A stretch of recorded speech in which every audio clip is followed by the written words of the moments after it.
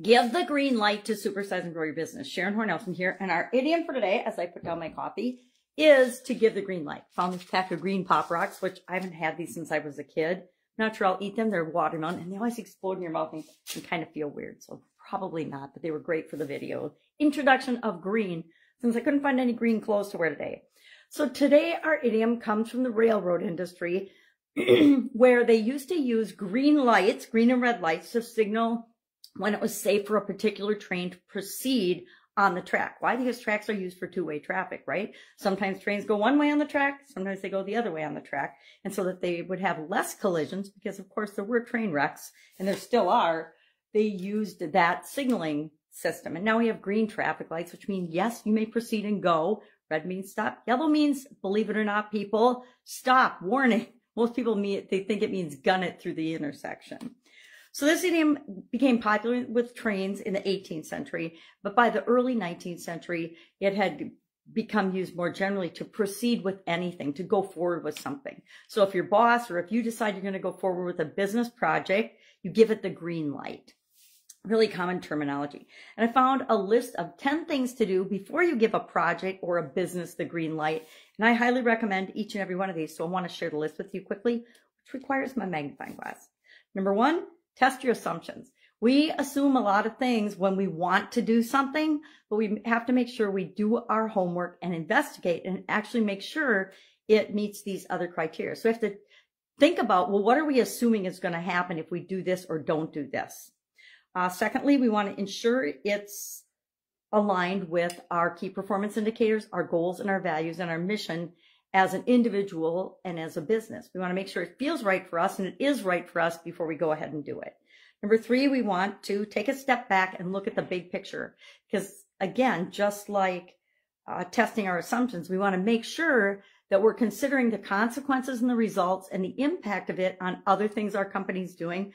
There's so many businesses that have actually taken on a project that ended up taking business away from another part of their organization, and maybe to their detriment.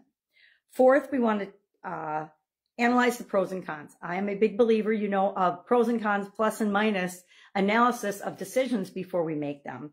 It's quick and easy, right? You take a piece of paper, one side you write all the reasons to do something, other side all the reasons not to. You kind of look at them and weigh them and say, do we want to even move forward with this or not? Number 5, run the numbers.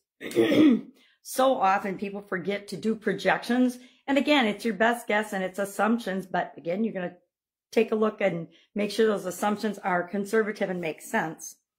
But you got to run the numbers.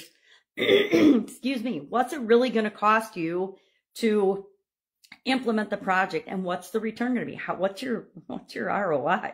A lot of people forget to look at their ROI because they're so excited about a project. Number 7, we are going to organize the project first. I learned this in probably school, but in college for sure. When I was in my engineering program, they taught us a framework called Plan, Do, Check, Act. And I still use that today. And the emphasis was on planning so that you make sure you don't have defects and problems and challenges down the road. You spend 70 to 80% of your time planning the project up front and then doing it, acting on it, and checking to see if it worked out or not, and then going back and continually improving it. I still use that model today, that framework. Number 8, define what success looks like to you. So often we have these huge expectations for a project that are just totally unrealistic, and we won't think it's successful until we hit a certain milestone or a marker. And I think if we broaden our definition of success, we're much more likely to achieve it along the way and get our final outcome. Number 9, run some AdWords tests. I don't know how important this is. It depends on the project. It depends on the business that you're in, whether you're going to do an online AdWords test or not, to see if people are interested in it.